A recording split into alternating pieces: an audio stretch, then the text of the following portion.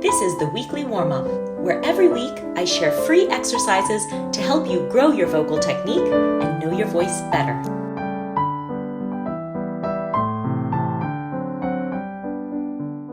Hey singers, today I'm going to teach you a new SOVT to add to your repertoire. Now, as you'll remember, SOVTs are semi-occluded vocal tract exercises. These are exercises like singing with a straw, humming, lip trills, voiced consonants that help to create a little back pressure above the vocal cords and really create a beautiful environment for the vocal cords to operate and recalibrate themselves. So this is a great therapeutic type of exercise. It's also a really great way to get the voice going. And it's terrific for when you want to practice, but you can't make a lot of noise because SOVTs, by their very nature of being partially blocked at the end of the vocal tract, tend to be quieter than normal singing.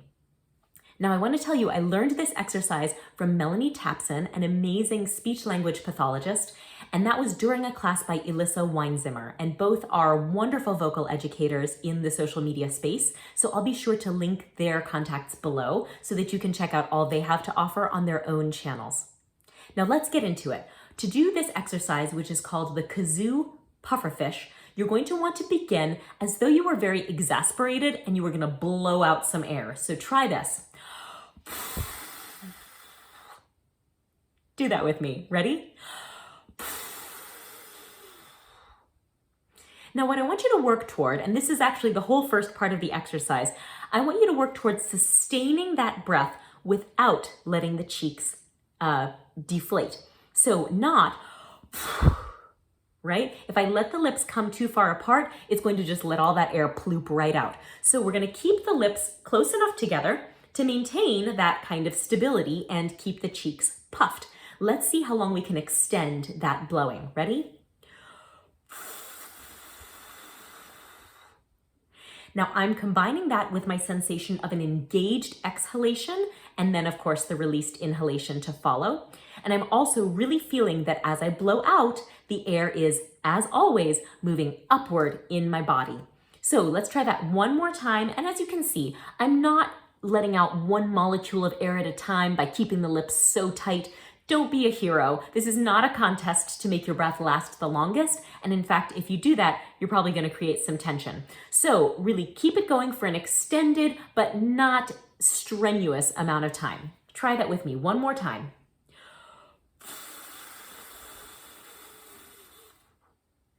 Great. Now that is the pufferfish portion, and now we're going to add the kazoo. In this exercise, we're going to just make some sound, phonate, while we do what you were just doing. It may seem impossible at first, so there's really no way for me to tell you to do it other than to just give it a try. I'm going to sort of noodle around up and down through a variety of pitches, so try this.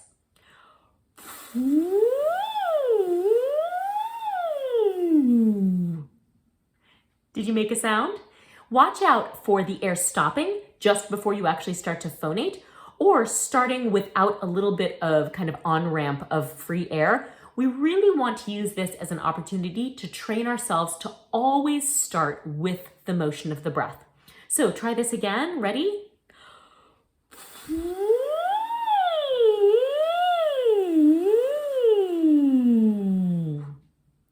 Now, if you're finding that your cheeks are deflating, you may not be continuing to really actively send that air, or the lips may just be too open, so play around with it. This is a great alternative to lip trills if that's something that's very, very hard for you to coordinate. Don't waste your beautiful young life just feeling terrible about not being able to do lip trills. Try the pufferfish instead. So to give you something to actually do on this, I'm going to say let's start on sol, go down to do, and then back up to sol with a slide.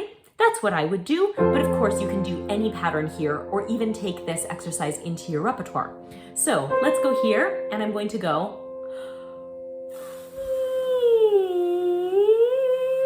with me.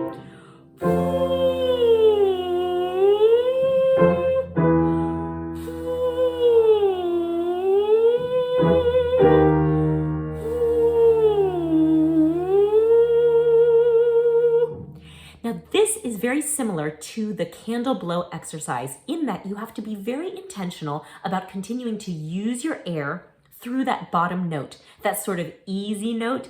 Don't let it just stagnate down there. Keep blowing. Let's do a couple more.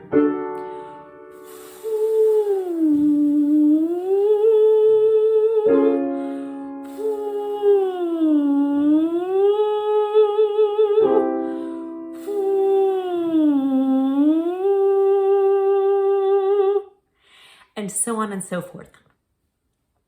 This exercise is wonderfully therapeutic for the voice. It feels really good after a long day of talking when your voice may be exhausted, or as I said before, it's a great way to just get started. So I hope you enjoy it. Please like this video, subscribe to the channel, and I will see you next Thursday. Thanks for practicing.